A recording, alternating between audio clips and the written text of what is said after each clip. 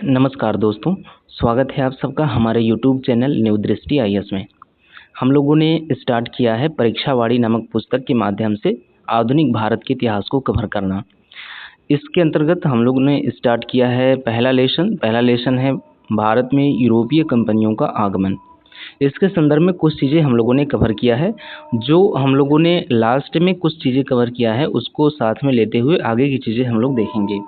तो हम लोगों ने इधर की चीज़ें कवर कर लिया है, जैसे कि 1500 ईस्वी में द्वितीय पुर्तगाली अभियान के तहत पेड्रो अल्वारेज कैब्राल 13 जहाज़ों के एक बेड़े का नायक बनकर भारत आया। तो 1500 ईस्वी में हम लोगों ने बात किया है कि 1500 ईस्वी में द्वितीय पुर्तगाली अभियान भारत में आता है। वो भी किसके नेतृत्व में? वो आता है पेड्रो अल्वारेज कैब्राल के नेतृत्व में। वो 13 जहाज़ों के साथ भारत में प्रवेश करता है।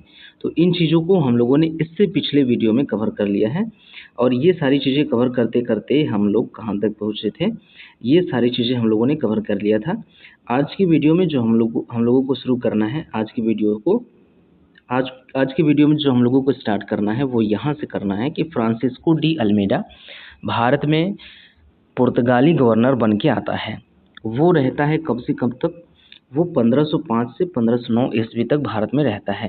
तो यहीं से हम लोगों को स्टार्ट करना है कि जो भारत में पुर्तगाली गवर्नर आए हैं, तो पहला पुर्तगाली गवर्नर भारत में कौन आया है, वहीं से स्टार्ट करना है हमको और आगे बढ़ना है। तो याद रखिएगा, इस पुस्तक का नाम है परीक्षावाड़ी। मतलब ये जो पब्लिकेशन है, बौद्धिक प्रकाशन की पुस्तक है।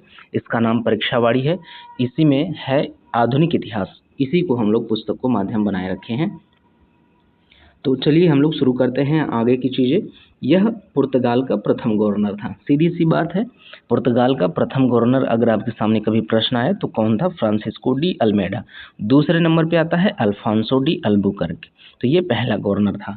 यह पुर्तगाल का प्रथम गवर्नर था। इसका मुख्य उद्देश्य पुर्तगालियों के दक्षिण पूर्वी एशिया के व्यापार को सुरक्षित करना था। तो इसका जो मुख्य उद्देश्य था वो ये था कि जो पुर्तगाल और दक्षिण पूर्व एशिया के बीच में जो व्यापारिक संबंध है वो बरकरार रहे, वो बना रहे, बल्कि उससे भी उच्च स्तर के व्यापार हों भविष्य में। ये चीज़ें उसके मन में चल रही थी। तो इस तरह का उसका उद्देश्य था और उस उद्देश्य को प्राप्त करने के लिए उसने जो नीति अपनाई, उसकी नीति थी शांत जल की नीति, जिसे ब्लू वाटर पॉलिसी भी कहा जाता है। तो इसकी जो नीति है, फ्रांसिस्को डी अल्मेडा की नीति क्या थी? ब्लू वाटर पॉलिसी थी। तो वो जितने भी चीज़ें करेगा, जो चीज़ें भी करेगा भारत में, जितनी चीज़ें वो करेगा किस चीज़ के लिए? पुर्तगाल और पश्चिमी जो दक्षिणी पूर्वी एशिया है, इन दोनों के बीच में कुल मिला के हम भारत को अगर टारगेट करें तो पुर्तगाल और भारत के बीच के जो व्यापारिक संबंध है उसको और मजबूती से बनाए रखने के लिए और बहुत लंबे समय तक चलाने के लिए जो भी चीज़ ये करेगा वो सभी के सभी काम ब्लू वाटर पॉलिसी या शांत जल की नीति के अंतर्गत आएगा। ठीक है, तो उसकी जो नीति थी वो शांत जल की नीति रही है। उसने भारत में पुर्तगाली राज्य स्थापित करने का प्रयत्न आरंभ किया। अब इस प्रयत्न में क्या करता है? पुर्तगाली साम्राज्य को स्थापित करने के प्रयास में वो क्या करता है? 1505 ईस्वी में क्या किया उसने? 1505 में ही आता है वो, याद रखिएगा, 1505 ईस्वी में वो आया था। तो जिस वर्ष वो भारत में आया उसी वर्ष क्या करता है? अंजाडिवा, कन्नूर और किलवा के दुर्ग पर मतलब अपना अधिकार कर लेता है। यानी कि 1505 ईस्वी में अंजाडिवा, कन्नूर और किलवा में दुर्ग स्थापित करता है। इन तीन जगहों पर, कहाँ? अंजाडिवा, कन्नूर और किलवा, इन तीनों स्थानों को याद रखिएगा। यहाँ पे 1505 ईस्वी में आते ही, मतलब जिस वर्ष वह भारत में आता है गवर्नर बनकर, उसी वर्ष तीन जगहों पर दुर्ग स्थापित करता है। वो जगह है अंजाडिवा, कन्नूर और किलवा। ठीक,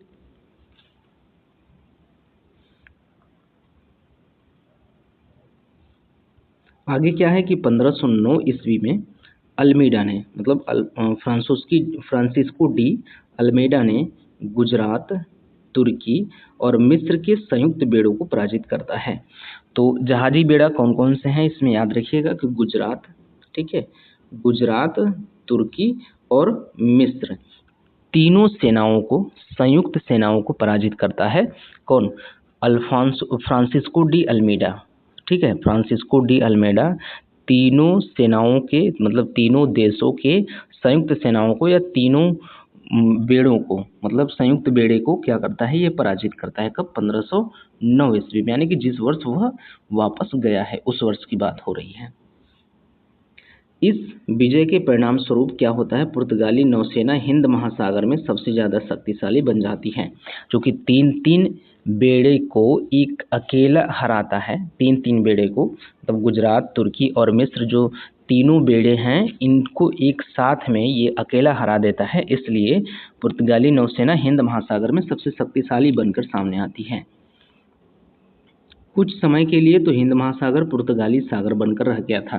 तो हिंद महासागर जो है उसको कहा जाने लगा था ये पुर्तगाली महासागर है, पुर्तगाली सागर है, मतलब उनके नाम से जाना जाने लगा था पुर्तगाली सागर। तो इतना वर्चस्व स्थापित हो गया था पुर्तगालियों का हिंद महासागर पे इसके बाद से। ठीक है, इसके बाद अगला जो आता है गवर्नर, वो आता है Alfonso de Albuquerque. Francisco de Almeida के बाद अल्फांसो डी अल्बुकर्क आता है। तो वो रहता है 1509 से 1515 ईस्वी तक भारत में रहता है। क्या बनकर? पुर्तगाली गवर्नर बन के रहता है। 1509 से 1505 ईस्वी तक रहता है।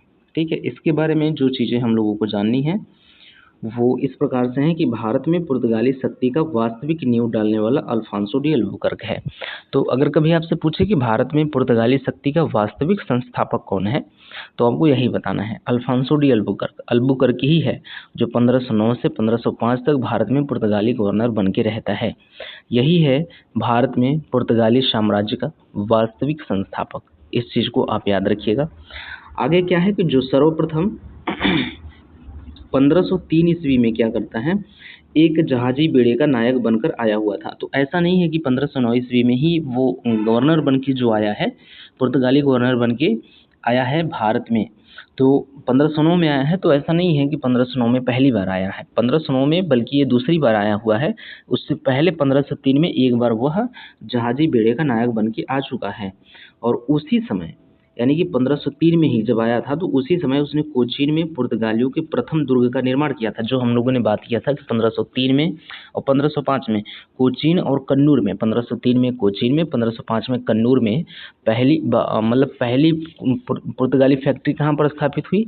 पहली पुर्तगाली फैक्ट्री 1503 में कोचीन में स्थापित हुई और दूसरी वाली 1505 में कन्नूर में स्थापित हुई। तो जो पहली वाली है जो 1503 में कोचीन में स्थापित किया गया था, तो वो वाला जो स्थापित किया गया है वो इसी के द्वारा स्थापित किया गया है, अल्फांसो डी अल्बुकर्क के द्वारा ही। जब अल्फांसो डी अल्बुकर्क पहली बार भारत आया था तो उस समय वो स्थापना करके गया था उसका। तो उसने कोचीन में पुर्तगालियों के प्रथम दुर्ग का निर्माण करवाया था। 1509 ईस्वी में वह भारत में पुर्तगालियों का गवर्नर नियुक्त हुआ। तो 1509 ईस्वी में वो क्या होता है, पुर्तगालियों का गवर्नर नियुक्त होता है भारत में। तो वो 1509 ईस्वी में भारत में प्रवेश करता है। ठीक, इसके बाद है कि 1510 ईस्वी में गोवा के समृद्ध बंदरगाह पर अधिकार कर लिया। तो याद रखिएगा, गोवा पर इसने अधिकार कर लिया 1510 ईस्वी में। फ्रांसिस्को डी अल्मेडा, दूसरा जो है फ्रांसिस्को डी अल्मेडा है। तो फ्रांसिस्को डी अल्मेडा 1510 ईस्वी में क्या करता है, गोवा पर अधिकार कर लेता है। याद रखिएगा, गोवा पर 1510 ईस्वी में यह अधिकार कर लेता है, जो उस समय बीजापुर के यूसुफ आदिल शाह सुल्तान के अधीन था। तो जिस समय इसने गोवा पर अधिकार किया 1510 ईस्वी में, उस समय गोवा किसके अंतर्गत था, तो बीजापुर के सुल्तान यूसुफ आदिल शाह के अंतर्गत था। यूसुफ आदिल शाह, गोवा के सुल्तान यूसुफ आदिल शाह से इसने क्या किया, गोवा को छीन लिया 1510 ईस्वी में। कुल मिला के स्पष्ट है कि 1510 ईस्वी में फ्रांसिस्को डी अल्मीडा ने क्या किया, गोवा के सुल्तान यूसुफ आदिल शाह से गोवा को छीन लेता है, गोवा बंदरगाह पर अधिकार कर लिया। ठीक है, तो यही चीज़ बताया जा रहा है कि 1510 ईस्वी में गोवा के समृद्ध बंदरगाह पर अधिकार कर लिया, जो उस समय बीजापुर के यूसुफ आदिल शाह सुल्तान के अधीन में हुआ करता था। उसके समय में पुर्तगाली भारत की सबसे शक्तिशाली जल शक्ति बन चुके थे। तो क्या हुआ कि फ्रांसिस्को डी अल्मेडा के समय आते आते पुर्तगाली शक्ति थी भारत में बहुत बड़ी शक्ति बन के उभर चुकी थी। उसके समय में पुर्तगाली भारत की सबसे शक्तिशाली ये जल शक्ति बन चुके थे। नौसेना इनके पास जो थी वो मजबूत हो चुकी थी इस समय तक। ठीक है, 1510 ईस्वी तक पश्चिमी समुद्र तट पर उनकी तूती बोलने लगी थी।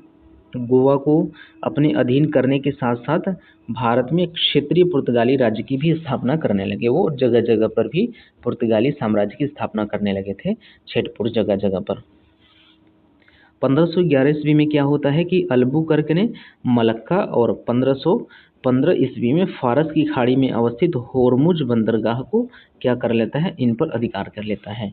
तो 1511 ईस्वी में किस पर, 1511 ईस्वी में क्या करता है, अल्फांसो डी अल्बुकर्क। ये क्या है, अल्फांसो डी अल्बुकर्क है। हमारे दिमाग में बार बार फ्रांसिस्को डी अल्मेडा जो आ जा रहा है ना, तो उसको थोड़ा सा मैनेज कर लीजिएगा। ये अल्फांसो डी अल्बुकर्क है, Francisco de Almeida. Francisco de Almeida पहला वाला है और दूसरा वाला अल्फांसो डी अल्बुकर्क है। तो अल्बुकर्क के बारे में बात हो रही। इससे एक 2-4 लाइन पहले हमने क्या कि फ्रांसिस्को डी अल्मेडा शायद बोल दिया है उस समय, तो उसको मैनेज कर लीजिएगा। वो अल्फांसो डी अल्बुकर्क हैं, ठीक है। तो 1511 ईस्वी में अल्बुकर्क ने मलक्का पर अधिकार कर लिया। किस पर, मलक्का पर अधिकार कर लेता है 1511 ईस्वी में। और 1515 ईस्वी में क्या करता है, 1515 ईस्वी में होर्मुज बंदरगाह पर अधिकार कर लेता है। होर्मुज बंदरगाह कहाँ पर स्थित था, फारस की खाड़ी में अवस्थित एक प्रसिद्ध बंदरगाह था, बहुत ही प्रसिद्ध बंदरगाह था उस समय तक। तो मलक्का और होर्मुज दोनों पे क्रमशः 11 और 1511 और 1515 ईस्वी में उन दोनों क्या करता है, बंदरगाह पर ये अधिकार कर लेता है। अल्बुकर्क कब से कब तक था, 1509 से 1505 तक था। तो अल्बुकर्क ने अस्थायी पुर्तगाली आबादी बसाने के दृष्टिकोण से क्या किया, ने अस्थायी पुर्तगाली आबादी बसाने के दृष्टिकोण से स्वदेश वासियों को भारतीय महिलाओं से विवाह करने के लिए प्रोत्साहित किया था।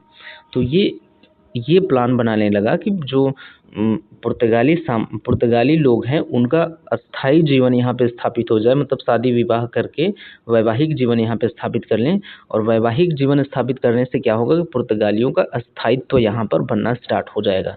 इसके लिए उन्हें क्या करना पड़ेगा, उन्हें यहाँ की महिलाओं से विवाह करना पड़ेगा।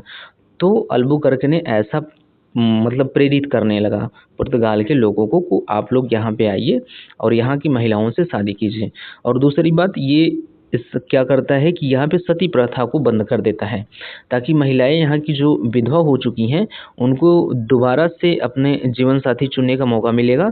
और वो लोग क्या करेंगे, वो पुर्तगालियों के साथ विवाह करेंगे। तो पुर्तगाली, इससे क्या हुआ कि यहाँ पे जो विधवा महिलाएं होंगी उससे तो कोई शादी करेगा नहीं यहाँ इंडिया में।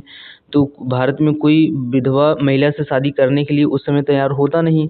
वो पुर्तगाली लोग थे, वहाँ पे वो लोग आके यहाँ की महिलाओं विधवा महिलाओं से विवाह करते हैं और यहीं पे अस्थायी रूप से बस जाते हैं। तो इस हिसाब से उसने क्या किया था, यहाँ पर जो विधवा पुनर्विवाह था उसको स्टार्ट कर दिया था, ठीक है। यानी कि सती प्रथा पे रोक लगा दिया था कि कोई व्यक्ति मर जाता है तो उसकी जो स्त्री है, उसकी जो पत्नी है, उसको सती नहीं किया जाएगा, ठीक है। उसको अलग फिर से दोबारा विवाह करने का मौका दिया जाएगा। तो ये चीज़ें स्टार्ट कर दिया था इसने। तो लेकिन वह मुसलमानों को काफ़ी परेशान करता था। उसने अपने क्षेत्र में सती प्रथा बंद करवा दिया। इस प्रकार वह राजा राम मोहन राय का अग्रदूत कहा जाने लगा था। इसको राजा राम मोहन राय का पूर्वगामी कहा गया था।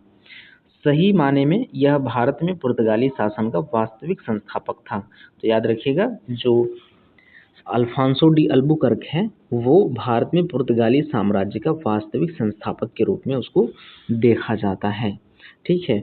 कुछ चीज़ें बॉक्स में बनाई गई हैं, चीज़ें दी गई हैं। इसको अगर हम लोग रेखांकित करते हुए आगे बढ़ें तो यहाँ पे देश है, वर्ष है और खोज करता है। यानी कि इसमें बताया गया है कि किस देश की खोज, यानी कि किस देश के लिए समुद्री मार्ग की खोज किस वर्ष में की गई और किसने ऐसा किया, किसने खोजा।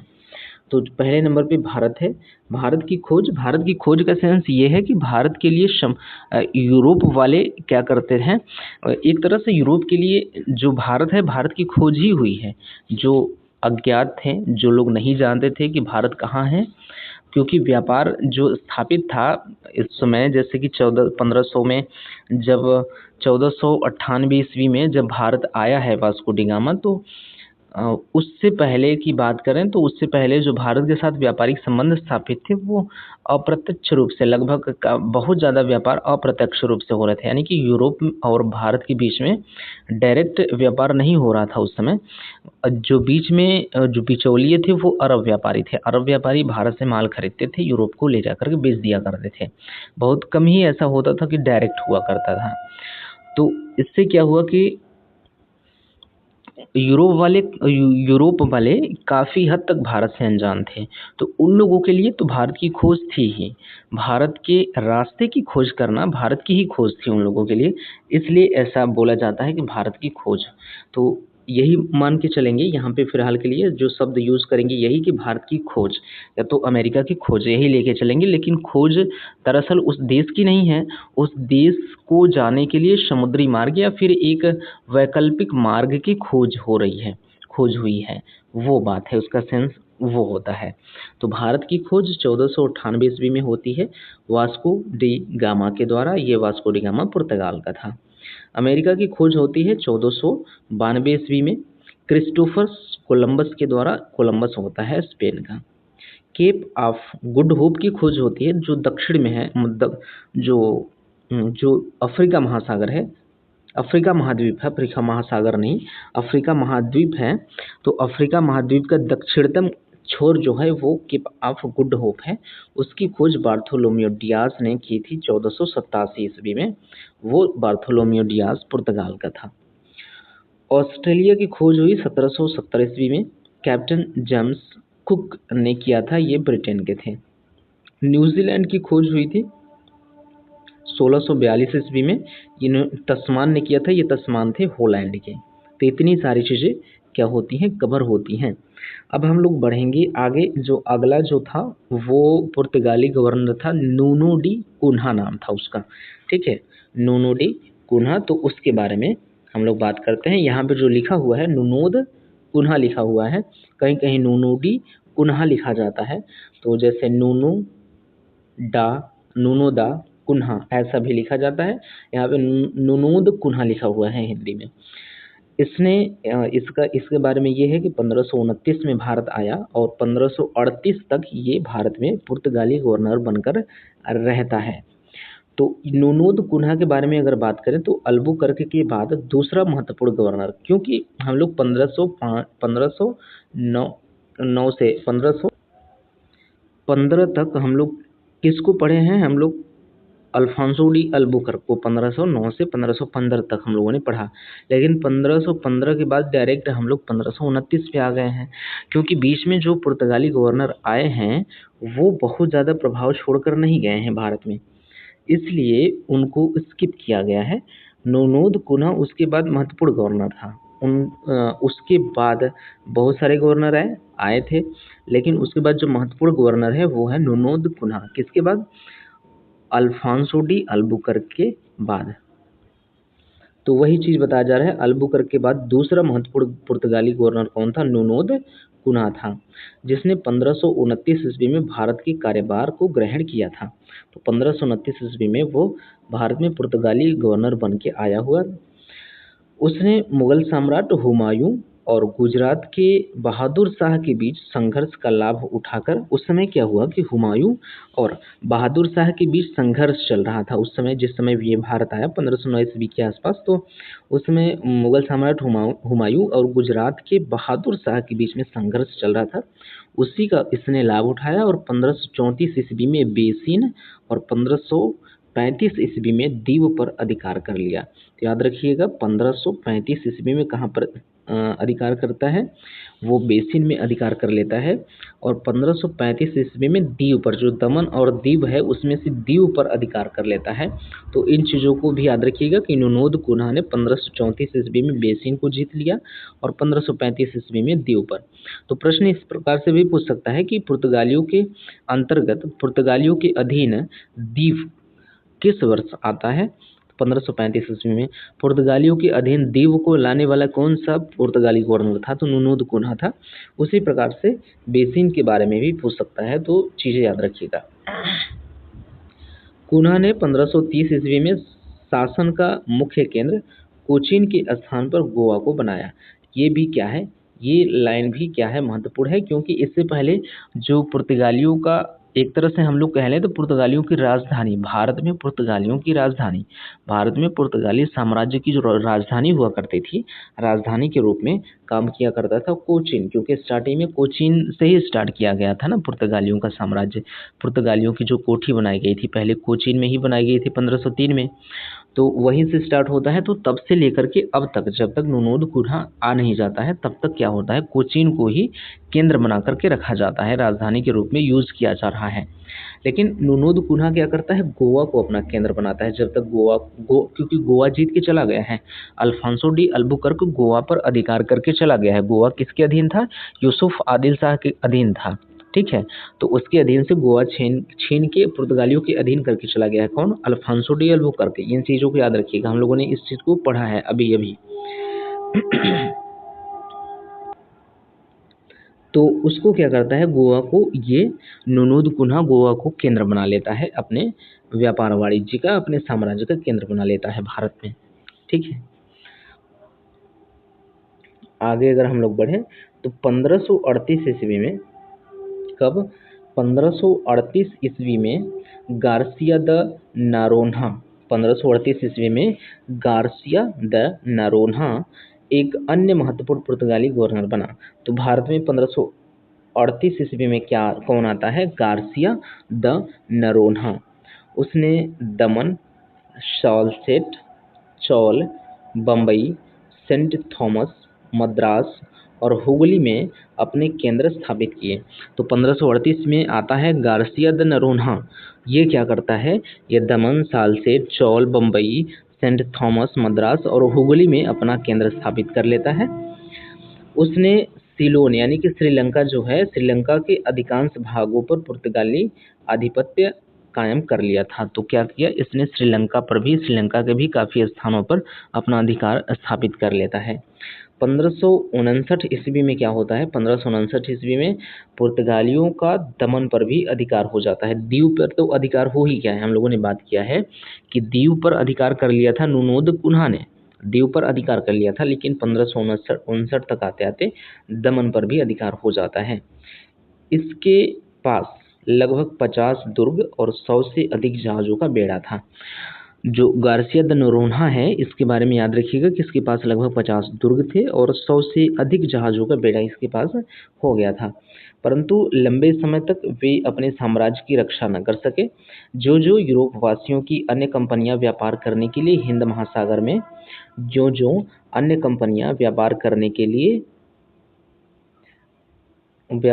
के लिए हिंद महासागर में आने लगी और पारस्परिक व्यापारिक प्रतिस्पर्धा बढ़ती गई, पुर्तगाली मैदान छोड़ते गए। तो जैसे जैसे क्या हुआ कि अन्य पुर्तगाली बस्तियां यानी कि पुर्तगाली कंपनियां, पुर्तगाली नहीं, अन्य यूरोपीय कंपनियां भारत में आती गई और भारत के साथ उनका प्रतिस्पर्धा स्टार्ट हो गया, उनके साथ उनका संघर्ष स्टार्ट हो गया। इस संघर्ष में धीरे धीरे क्या हुआ, पुर्तगाली कंपनियां या पुर्तगाली क्या हो गए, सिमटते गए, मतलब सिमटते गए। थोड़ा सा उनका साम्राज्य संकुचित होना स्टार्ट हो गया और धीरे धीरे वो समाप्त हो गए। लेकिन फिर भी 1961 तक वो गोवा में रहे हैं। लास्ट में सबसे बाद में जो जाने वाले यूरोपीय थे वो गोवा वाले ही थे, मतलब पुर्तगाली वाले ही थे। पुर्तगाली गोवा में 1961 तक रहते हैं, 1961 में वो लोग वापस जाते हैं। तो इस प्रकार से क्या होता है, धीरे धीरे जैसे जैसे अन्य यूरोपीय कंपनियां भारत में आती जाती हैं, उसके बाद उनका व्यापारिक प्रतिस्पर्धा होने लगता है, उनसे उनका मुकाबला होने लगता है। तो इससे पुर्तगाली मैदान छोड़ने लगे, धीरे धीरे कमज़ोर पड़ने लगे। 1580 ईस्वी में पुर्तगाल स्पेन के साथ सम्मिलित हो गया। तो स्पेन के साथ मतलब कि समझौता हो गया, स्पेन के साथ मिल गया 1580 ईस्वी में। तो तब तो धीरे धीरे जब स्पेन के साथ मिल गया तो फिर बात ही क्या है कि इसका अपना अस्तित्व अलग से धीरे धीरे कम होने लगा। तो 1580 ईस्वी में पुर्तगाल स्पेन के साथ सम्मिलित हो गया और अपनी स्वतंत्रता खो बैठा। वहाँ से वो स्वतंत्र नहीं रह गया, स्पेन के अंदर वो विलीन हो जाता है। बाद में अनेक स्थानों पर पुर्तगालियों को सैनिक पराजय का भी सामना करना पड़ा। तो ये सारी चीज़ें बताई जा रही हैं क्या, उसको पुर्तगाली जो साम्राज्य था वो भारत में समाप्त कैसे हुआ। अब 1596 ईस्वी में क्या होता है, 1596 ईस्वी में दक्षिण पूर्व एशिया में आने के बाद डचों ने पुर्तगालियों को इस क्षेत्र से बाहर कर दिया। ठीक है, डचों ने 1641 ईस्वी में डचों ने 1641 ईस्वी में मलक्का दुर्ग को जीत लिया। मलक्का दुर्ग को क्या कर लिया, जीत लिया। कब, 1641 ईस्वी में। किसने, डचों ने। तो डचों ने 1641 ईस्वी में क्या करते हैं, मलक्का को जीत लेते हैं। मलक्का दुर्ग इन्होंने जीत लिया। 1658 ईस्वी में श्रीलंका और 1663 ईस्वी में मालाबार के सभी दुर्गों पर उन्होंने अपना आधिपत्य जमा लिया। कौन, डच। डच क्या करते हैं, इन सब जगहों पर, जैसे कि श्रीलंका पे काफ़ी क्षेत्र पर पुर्तगालियों का अधिकार था, तो 1658 ईस्वी में श्रीलंका पर इन्होंने अधिकार कर लिया डचों में। 1663 ईस्वी में मालाबार के सभी दुर्गों पर अपना अधिकार स्थापित कर लिया। अंग्रेजों ने 1612 ईस्वी में पुर्तगालियों को सूरत में पराजित करके अपना कारखाना स्थापित किया। 1622 ईस्वी में उन्होंने अपना विस्तार करते हुए पुर्तगालियों को होर्मुज में फारसी सेना की सहायता से पराजित कर दिया। तो ये सारे रीज़न थे कि पुर्तगाली साम्राज्य धीरे धीरे सिमट कर रह गया, कुछ ही क्षेत्रों में, बहुत ही छोटे क्षेत्रों में सिमट कर रह गया था। ये सभी कारण हैं। इनमें से कौन कौन से कारण हैं कि 1658 ईस्वी में श्रीलंका पर डचों ने अधिकार कर लिया। 1663 ईस्वी में मालाबार के लगभग काफ़ी दुर्गों पर, सभी दुर्गों पर क्या करते हैं, डचों ने अपना अधिकार स्थापित कर लिया। उसके बाद अंग्रेजों ने 1612 ईस्वी में पुर्तगालियों को सूरत में पराजित करके वहां पर अपना कारखाना स्थापित कर लेते हैं। उसके बाद बात करें तो 1622 ईस्वी में उन्होंने अपना विस्तार करते हुए पुर्तगालियों को होर्मुज में फारसी सेना की सहायता से पराजित कर देते हैं। तो ये सभी कारण क्या करते हैं, उनको कमज़ोर कर देते हैं, उनको सिमट कर रहने पर मजबूर कर देते हैं पुर्तगालियों को। ठीक, आगे क्या है कि बाद में मुगलों और मराठों ने भी पुर्तगालियों का विरोध किया। तो आगे चल के धीरे धीरे पुर्तगालियों का विरोध मुगलों और मराठों ने भी स्टार्ट कर दिया। तो जब यहाँ के शासक उनका विरोध करना स्टार्ट कर देंगे तो फिर और भी वो लोग कमज़ोर हो जाएंगे। यूरोपीय कंपनियों के साथ तो उनका क्या प्रतिस्पर्धा चल ही रहा है, उनका संघर्ष, उनकी मुकाबला चल ही रही है, उसमें ही वो धीरे धीरे सिमटते जा रहे हैं। और उधर से क्या हुआ कि मुगलों और मराठों ने भी पुर्तगालियों का विरोध करना स्टार्ट कर दिया। तो इससे क्या हुआ, वो लोग बहुत कमज़ोर पड़ गए। हालांकि अकबर के समय में मुगल और पुर्तगाली संबंध अच्छे थे। अकबर के दरबार में जेसुइट पादरियों, यानी कि ईसाई धर्म प्रचारक जो था, ईसाई धर्म प्रचारक जेसुइट पादरी, तो जो ईसाई धर्म का प्रचार करते थे उनकी बात हो रही है। जेसुइट पादरियों के 3 दल क्रमशः 1580, 1590, 1595 ईस्वी में उसके अकबर के दरबार में वो क्या करते हैं, प्रवेश करते हैं, आते हैं। सर्वप्रथम जहांगीर के काल में मुगलों का पुर्तगालियों से संघर्ष हुआ। तो अगर पुर्तगाली और मुगलों का संघर्ष की बात करें तो जहांगीर के समय में स्टार्ट होता है। सबसे पहली बार जहांगीर के समय में ही मुगलों और पुर्तगालियों के बीच में संघर्ष स्टार्ट होता है। हालांकि जहांगीर पुर्तगालियों से मधुर संबंध चाहता था। उसने 1607 ईस्वी में और 1610 ईस्वी में 2 मिशन गोवा भेजा, परंतु पुर्तगाली मुगल सत्ता को नज़रअंदाज कर रहे थे। तो वो चाहता था क्या, जहांगीर चाहता था कि पुर्तगालियों और मुगलों के बीच में जो संबंध है वो मधुर बना रहे, ठीक ठाक बना रहे।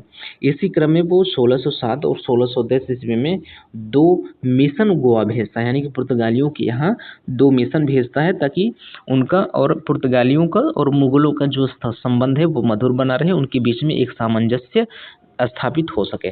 लेकिन क्या किया कि पुर्तगालियों ने इसको नज़रअंदाज कर दिया। 1613 ईस्वी में पुर्तगालियों ने क्या किया, 1613 ईस्वी में पुर्तगालियों ने सूरत में 4 शाही जहाज़ों को पकड़कर लूट लिया। ये बहुत बड़ी गलती यहाँ पे हो गई। 1613 ईस्वी में क्या करते हैं, पुर्तगालियों ने 4 शाही जहाज़ों को पकड़कर लूट लिया। तत्पश्चात जहांगीर ने सूरत के मुगल गवर्नर मुकर्रब खां को पुर्तगालियों को दंडित करने का आदेश दिया। तो अब 1613 ईस्वी में आप जिस देश में हैं वहाँ के राजा की जहाज को पकड़कर लूट लेते हैं। पुर्तगालियों ने 1613 ईस्वी में भी यही किया, यहाँ के 4 शाही जहाज़ों को पकड़कर लूट लेते हैं। जहांगीर को आता है गुस्सा। जहांगीर ने आदेश दे दिया किसको? मुकर्रब खां को। मुकर्रब खां को आदेश दे दिया कि आप पुर्तगालियों को उनको सबक सिखा के आइए। मुकर्रब खां ने अंग्रेजी नौसेना के कप्तान डॉन टन के सहयोग से पुर्तगालियों को समुद्रिक युद्ध में पराजित किया। तो अब क्या करते हैं मुकर्रब खां? क्या करते हैं? अब अंग्रेजों का सहायता मांगने का प्रयास करते हैं, अंग्रेजों की सहायता लेते हैं। अब अंग्रेज सहायता प्रदान करेंगे ही, क्योंकि उनको सूरत में क्या हुआ है, उनका मुकाबला हुआ है पुर्तगालियों के साथ। सूरत में पुर्तगालियों को हराकर ही अंग्रेज लोग क्या करते हैं, अपना फैक्ट्री स्थापित करते हैं। तो पुर्तगाली के साथ और पुर्तगाली और अंग्रेजों के बीच में प्रतिद्वंद्विता स्टार्ट हो चुका है। और इसी बीच एक क्या आते हैं, जहांगीर का एक व्यक्ति आता है मुकर्रब खां, यानी कि मुगल साम्राज्य का एक व्यक्ति आता है मुकर्रब खां, और अंग्रेजों से हेल्प मांगता है कि हमें पुर्तगालियों के खिलाफ जाना है। तो वो तो साथ में खड़ा ही होगा। तो उस व्यक्ति का नाम था डॉन टन, जो अंग्रेज था। उस व्यक्ति का नाम था डॉन टन। इसने मुकर्रब खां की सहायता की और मुकर्रब खां ने इस सहायता से पुर्तगालियों को समुद्रिक युद्ध में पराजित कर दिया। ठीक है। तो आगे है, जहांगीर ने पुर्तगालियों को दी गई सभी व्यापारिक सुविधाएं वापस ले ली। अब जहांगीर क्या करे? जहांगीर ने जो पुर्तगालियों को व्यापारिक सुविधाएं दे रखी थी, वो सारी की सारी व्यापारिक सुविधाएं वापस ले ली। इससे पुर्तगालियों के व्यापार जो है काफ़ी प्रभावित हुआ। आगरा, लाहौर स्थित उनके गिरजाघर बंद करवा दिए गए। आगरा, लाहौर स्थित उसके गिरजाघर बंद करवा दिए गए। अंततः पुर्तगालियों को जोसूइटों की सहायता से जहांगीर से समझौता करना पड़ा। तो जो जोसूइट आए थे, जो ईसाई धर्म के प्रचार के लिए आए थे पुर्तगाल से, तो उससे पुर्तगालियों ने बात किया कि आप हमारे बारे में बात करिए जहांगीर से। तो इन दोनों इसकी मध्यस्थता में, जो जोसूइट थे, इसकी मध्यस्थता में इन दोनों के बीच में समझौता हुआ। शाहजहां के काल में 1632 ईस्वी में बंगाल स्थित पुर्तगालियों से मुगलों का संघर्ष हुआ। तो एक बार 1632 ईस्वी में और संघर्ष होता है शाहजहां के काल में। शाहजहां के शासन काल में जो बंगाल में पुर्तगालियों का वो था, पुर्तगालियों की कंपनी थी, पुर्तगालियों का दुर्ग था, जो भी कह ले, तो बंगाल में होता है इनका संघर्ष। तो शाहजहां के काल में 1632 ईस्वी में बंगाल स्थित पुर्तगालियों से मुगलों का संघर्ष होता है। जो बंगाल है, बंगाल में चटगांव जो है, चटगांव एवं हुगली में पुर्तगालियों की कोठी थी। बंगाल में कहाँ पर? चटगांव और हुगली में पुर्तगालियों की कोठी थी। पुर्तगालियों को यहाँ नमक के व्यापार का एकाधिकार था। तो पुर्तगालियों का नमक, जो पुर्तगाली थे कहाँ पे? बंगाल में। कहाँ पे? हुगली और चटगांव में। तो वहाँ पे एकाधिकार था नमक के व्यापार पर। पुर्तगालियों के पास एकाधिकार था कि यहाँ पे नमक का व्यापार जो करेगा वो होगा पुर्तगाली, यानी कि जो पुर्तगाली होगा वही नमक का व्यापार करेंगे। पुर्तगाली लोग ही यहाँ पर नमक के व्यापार करेंगे और कोई नहीं करेगा, ऐसा था। तो बंगाल के चटगांव एवं हुगली में पुर्तगालियों की कोठी थी। पुर्तगालियों को यहाँ नमक के व्यापार का एकाधिकार था, जिसके बदले में वे शाही राजकोष में प्रति 10,000 टंका जमा करते थे। तो प्रति वर्ष 10,000 टंका ये लोग जमा करते थे शाही दरबार में, यानी कि मुगलों के पास ये लोग 10,000 टंका जमा करते थे पुर्तगाली लोग। और इसके बदले में उन्हें ये अधिकार मिल गया था कि चटगांव और हुगली में जो नमक का व्यापार है सिर्फ और सिर्फ पुर्तगाली करेंगे और कोई नहीं करेगा। तो ये एकाधिकार प्राप्त था। मुगल शासन उसके शांतिपूर्ण व्यापारिक कार्य में कोई हस्तक्षेप नहीं करता था, परंतु पुर्तगाली यह ईसाई धर्म प्रचार में बल प्रयोग करते थे। तो मुगल शासन क्या करते थे, मुगल साम्राज्य, उसमें कोई दिक्कत नहीं था कि ठीक है आप लोग व्यापार कर रहे हैं, करते रहिए, आप 10,000 टंका हमें प्रतिवर्ष दे रहे हैं, देते रहिए, व्यापार करते रहिए। वो तटस्थ थे इस बात से। लेकिन पुर्तगाली क्या करते थे, यहाँ पे जो ईसाई धर्म का प्रचार करते थे, तो उस प्रचार प्रसार में ये थोड़ा सा हिंसात्मक थे। इस ईसाई धर्म के प्रचार प्रसार में ये बल का प्रयोग करते थे, लोगों को जबरदस्ती ईसाई बनाते थे। गांवों पर आक्रमण कर लूटते थे, समुद्री डकैती करते थे। इसी समय पुर्तगालियों ने मुमताज महल की नौकाओं का अपहरण भी कर लिया था। तो ये अंड का बंड काम कर रहे हैं ये लोग, ठीक है। थोड़ा सा इन सब चीज़ों को अभी हम लोग देखेंगे, थोड़ा सा जो कवर कर रहे हैं हम लोग उसको कर लें। तो पिछली लाइन हम लोगों की क्या थी कि क्या किया, अपहरण कर लिया। इन से हमें पढ़ना है, ठीक है। इन सब की शिकायत बादशाह से की गई। बादशाह से इन सब चीज़ की शिकायत की गई कि ये ऐसे ऐसे पुर्तगाली लोग हुड़दंग बना के मचा के रखे हुए हैं। तो सबकी शिकायत बादशाह से की गई। शाहजहां ने पुर्तगालियों के दमन का निश्चय कर लिया कि चलो भाई अब इसको यहाँ से ख़त्म कर देंगे। शाहजहां पुर्तगालियों से पहले से भी नाराज था, क्योंकि जब उसने जहांगीर के प्रति विद्रोह किया था तब पुर्तगालियों ने उससे सहायता मांगी थी, जो कि नहीं मिला था। तो जब जहांगीर के खिलाफ शाहजहां ने विद्रोह किया था तो पुर्तगालियों से कहा था भाई आप हमें सहायता दीजिए। तो उन्होंने कहा था कि नहीं, आप ठीक है, पिताजी के खिलाफ आप जा रहे हैं तो हम लोग सहायता नहीं देंगे। तो इससे वो नाराज था जहांगीर, मतलब ये शाहजहां उससे नाराज था। जहांगीर पुर्तगालियों से पहले, मतलब जहांगीर पुर्तगालियों से पहले से भी नाराज था, क्योंकि जब उसने जहांगीर जहांगीर नहीं, शाहजहां, सॉरी शाहजहां जो है पुर्तगालियों से पहले से भी नाराज था, पहले से ही नाराज था, क्योंकि उसने जहांगीर के प्रति जब विद्रोह किया था तो उस समय पुर्तगालियों से उसने सहायता मांगी थी, जो कि उसे नहीं मिला था। तो इसलिए उसने कहा कि ठीक है, अब हम लोग क्या करेंगे, पुर्तगालियों का दमन करेंगे। शाहजहां के बादशाह शाहजहां के बादशाह बनने पर पुर्तगालियों ने नजराना भी नहीं पेश किया था। तो जब शाहजहां बादशाह बना था तो पुर्तगालियों ने नजराना भी पेश नहीं किया था, उनको थैंक यू भी नहीं बोला था, मतलब कॉन्ग्रेचुलेशन भी नहीं बोला था, बधाई भी नहीं दिया था। इससे भी नाराज था शाहजहां, ठीक है। तो शाहजहां को राजा बनने पर पुर्तगालियों ने नजराना भी नहीं पेश किया था। बादशाह के आदेश पर बंगाल के मुगल गवर्नर कासिम खान ने जल और स्थल मार्ग से हुगली पर आक्रमण कर अधिकार कर लिया। तो हुगली पर और चटगांव पर उनका अधिकार था, उनका एक अधिकार था। वहाँ के नमक व्यापार पर पुर्तगालियों का एक अधिकार था। तो सबसे पहले हुगली को क्या करते हैं, टारगेट करते हैं।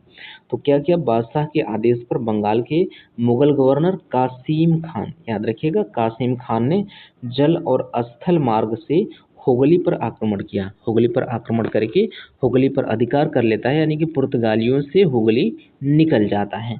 बड़ी संख्या में पुर्तगाली मारे गए और बंदी भी बनाए गए।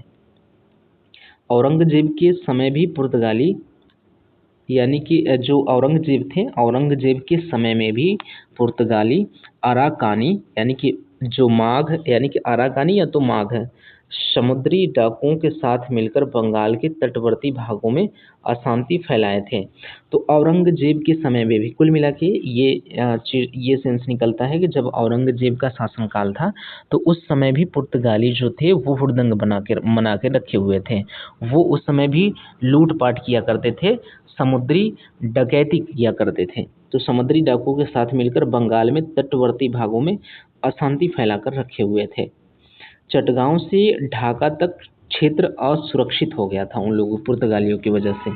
चटगांव से लेकर ढाका तक का क्षेत्र असुरक्षित हो गया था, और वो समुद्री डाकुओं की वजह से। और समुद्री डाकुओं के साथ ये पुर्तगाली थे, बहुत सारे समुद्री डाकू तो पुर्तगाली ही थे। बंगाल का गवर्नर शाइस्ता खान ने एक सुदृढ़ जल बेड़े का गठन कर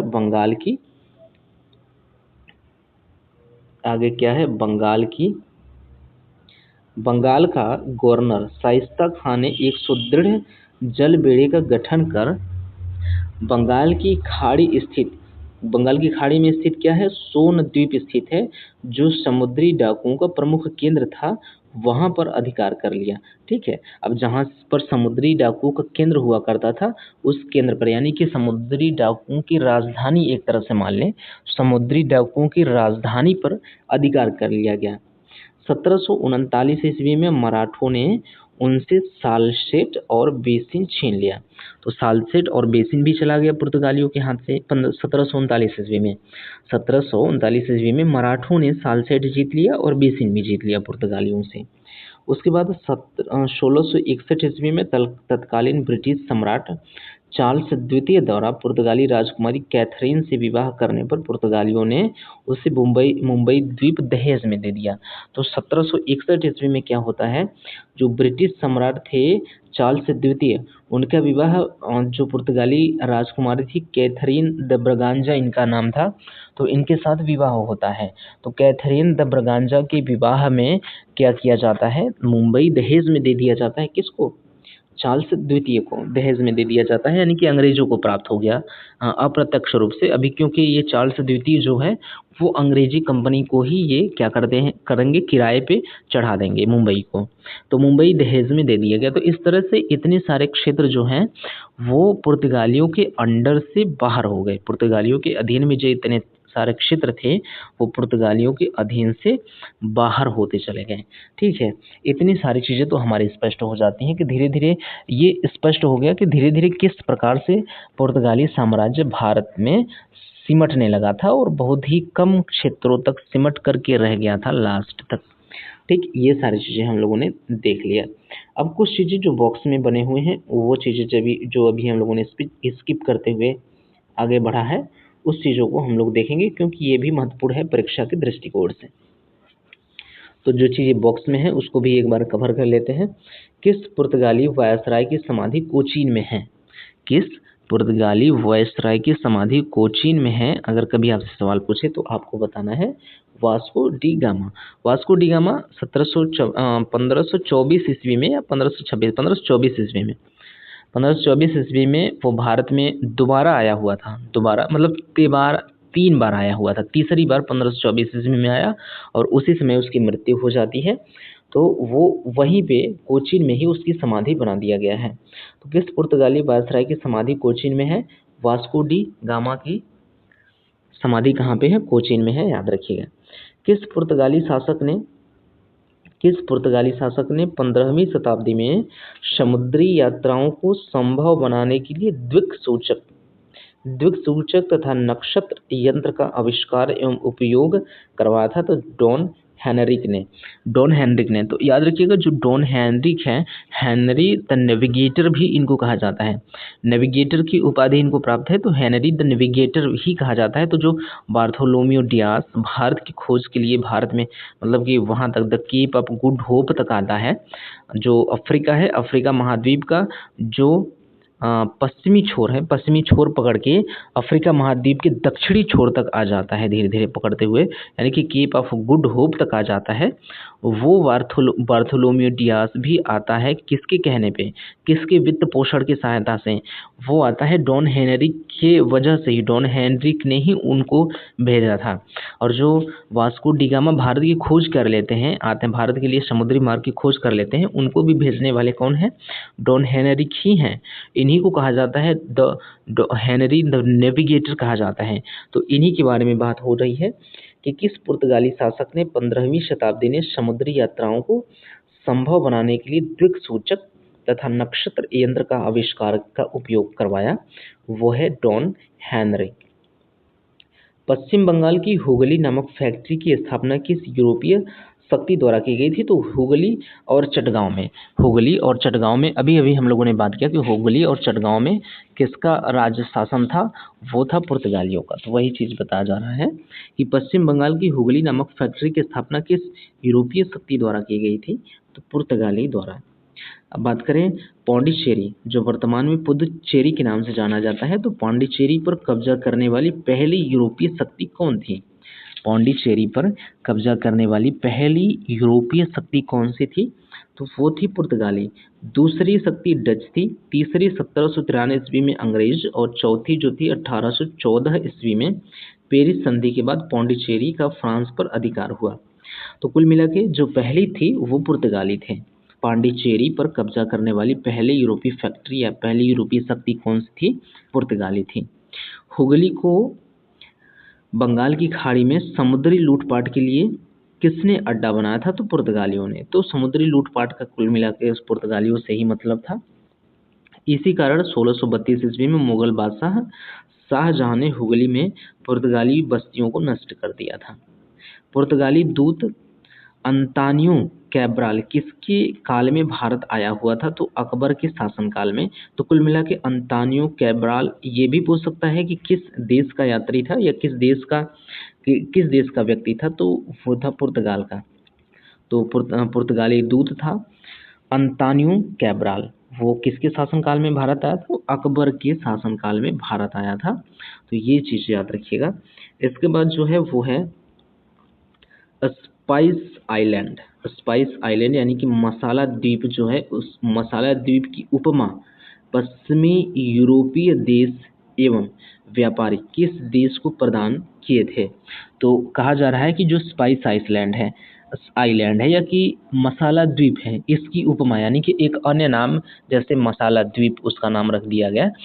तो किस देश के लिए यूरोपीय व्यापारी किस देश के लिए ऐसा नाम प्रयोग करते थे? तो इंडोनेशिया को मसाला द्वीप क्या कहते थे वो लोग। ठीक है, मसाला द्वीप या स्पाइस आइलैंड या फिर मसाला द्वीप।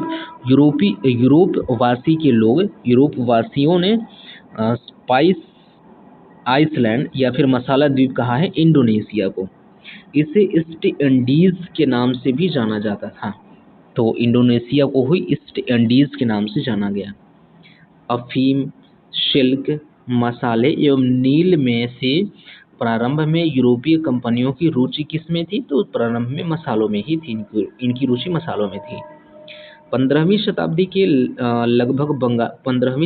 के लगभग बंगाल की खाड़ी के समूचे क्षेत्र में और विशेष रूप से कोरोमंडल से मलक्का तक के व्यापार को नियंत्रित करने वाला प्रमुख व्यापारी समुदाय कौन था? चेट्टियार था। ठीक है, चेट्टियार था।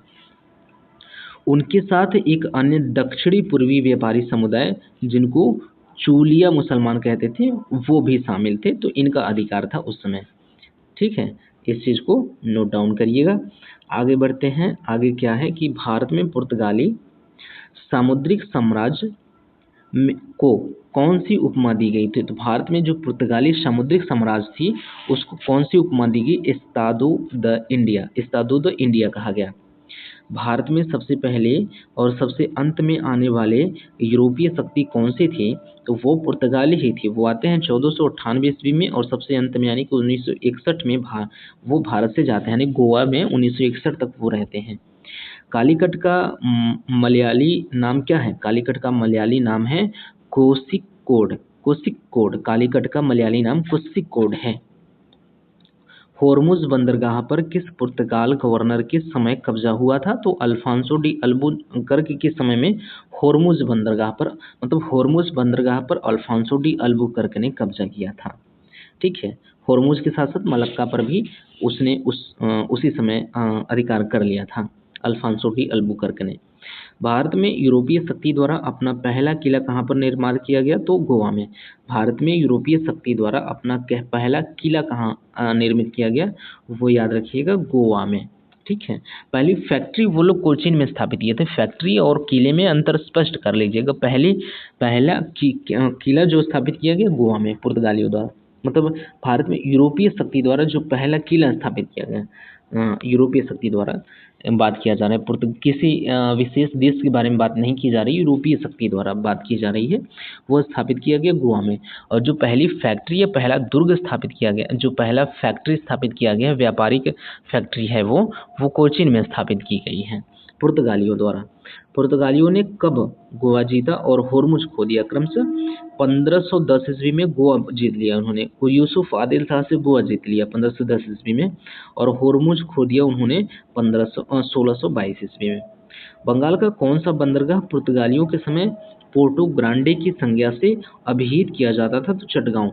याद रखिएगा, ये महत्वपूर्ण है। चटगांव को किस नाम से जाना जाता था? तो पोर्टो ग्रांडे के नाम से जाना जाता था बंगाल का चटगांव बंदरगाह। ठीक है, किसके समय में? पुर्तगालियों के समय में। तो यहाँ तक की सारी चीज़ें हमारी कंप्लीट हो जाती हैं। एक बॉक्स और हमें क्या आप जानते हैं बना हुआ है, इसको भी हम लोग पढ़ लें। 1542 ईस्वी में नए पुर्तगाली गवर्नर मार्टिन ए फांसो डे सोयूसा, जो 1542 ईस्वी में नए पुर्तगाली गवर्नर मार्टिन ए फांसो डे सोयूसा के साथ सेंट फ्रांसिस जेवियर भी भारत आए हुए थे। याद रखिएगा, Saint Francis Xavier, Saint Xavier इनको आमतौर पे कहा जाता है। तो सेंट जेवियर भारत कब आए थे? 1542 ईस्वी में। ये महत्वपूर्ण है, याद रखिएगा। सेंट जेवियर प्रसिद्ध नाम है भारत में। सेंट जेवियर से काफ़ी कॉलेजेस आपको मिलेंगे भारत में।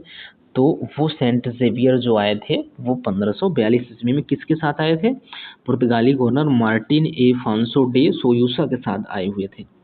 1572 ईस्वी में पुर्तगाली गवर्नर बनने वाले एंटानियो द नोरोन्हा, 1572 ईस्वी में पुर्तगाली गवर्नर कौन बनते हैं? एंटानियो द नोरोन्हा के समय अकबर कैम्बे गया था। कहाँ गया था? के समय में अकबर कैम्बे गया था, जहाँ पुर्तगालियों से उसका पहली बार परिचय हुआ। फलतः 1580 ईस्वी में जोसूइट मिशन अकबर के दरबार में आया। उसमें इसमें फादर एका बिवा व मानसरेट शामिल थे। तो कुल मिला के ये जो पॉइंट है इसमें ये है कि 1572 ईस्वी में क्या हुआ? पुर्तगाली गवर्नर बनने वाला एंटेनियो द नरोन्हा जो था, इसके समय में अकबर कैम्बे गया था। अकबर कहाँ गया था? कैम्बे। वहाँ पर पुर्तगालियों से उसकी पहली बार परिचय हुआ। ठीक है, पुर्तगालियों से पहली बार परिचय हुआ। फलतः इसका परिणाम यह हुआ कि 1580 ईस्वी में जेसुइट मिशन अकबर के दरबार में आया। तो ठीक है, अकबर के दरबार में उनसे वहाँ पे परिचय हो जाता है। परिचय होने के बाद जेसुइट मिशन वहाँ पे आते हैं अपना प्रचार प्रसार करने ईसाई धर्म का। जो जेसुइट मिशन था, इसका काम था कि जगह जगह पे पुर्तगाल मतलब कि ईसाई धर्म का प्रचार प्रसार करना। तो अकबर के साथ इनका क्या हुआ? संबंध हो गया, परिचय हो गया। परिचय होने के बाद 1580 ईस्वी में ये अकबर के दरबार में आ जाते हैं प्रचार प्रसार करने अपने ईसाई धर्म का। तो 1580 ईस्वी में जेसुइट मिशन अकबर के दरबार में आया। इसमें फादर एका बिवा व मानसेट भी शामिल थे। जो जेसुइट मिशन आया है तो उसमें फादर एका बिवा और मानसरेट भी शामिल थे। ठीक है, अगला पॉइंट है कि अकबर की अनुमति से हुगली में तथा शाहजहां की अनुमति से बंदेल में पुर्तगालियों ने कारखाने स्थापित किए। तो हुगली में जो कारखाना स्थापित किया गया था पुर्तगालियों का, वो अकबर की अनुमति से स्थापित किया गया था, और जो बंदेल में कारखाना स्थापित किया गया था पुर्तगालियों को, वो शाहजहां के आदेशानुसार स्थापित किया गया था। ठीक है, तो यहाँ तक की चीज़ें हमारी क्या हो जाती हैं? यहाँ तक सारी चीज़ें हम लोगों ने कंप्लीट कर लिया है। अगले जो था, पुर्तगालियों की एक व्यवस्था हुआ करती थी, कार्टेज आर्मेडा काफिला व्यवस्था। पुर्तगालियों की एक व्यवस्था हुआ करती थी व्यापार की। इसके बारे में हम लोग अगले वीडियो में चर्चा करेंगे। यहाँ पे हमारा समय समाप्त हो जाता है। अगले वीडियो में हम लोग चर्चा करेंगे, और एक आध वीडियो 1-1 घंटा का हम लोग लेने के बाद हम लोग 3-3, 4-4 घंटे की वीडियो लेके पूरे के पूरे जो आधुनिक इतिहास है परीक्षावाणी का, उसको हम लोग कवर कर लेंगे। ठीक है, 4-5 वीडियो 10 वीडियो तक हम लोग लेंगे और कवर कर लेंगे पूरे पूरे आधुनिक इतिहास को। फिर अन्य विषय स्टार्ट करेंगे, उसको भी इसी प्रकार से कंप्लीट करेंगे। तो फिर मिलते हैं अगले वीडियो में, तब तक के लिए धन्यवाद। Thank you very much.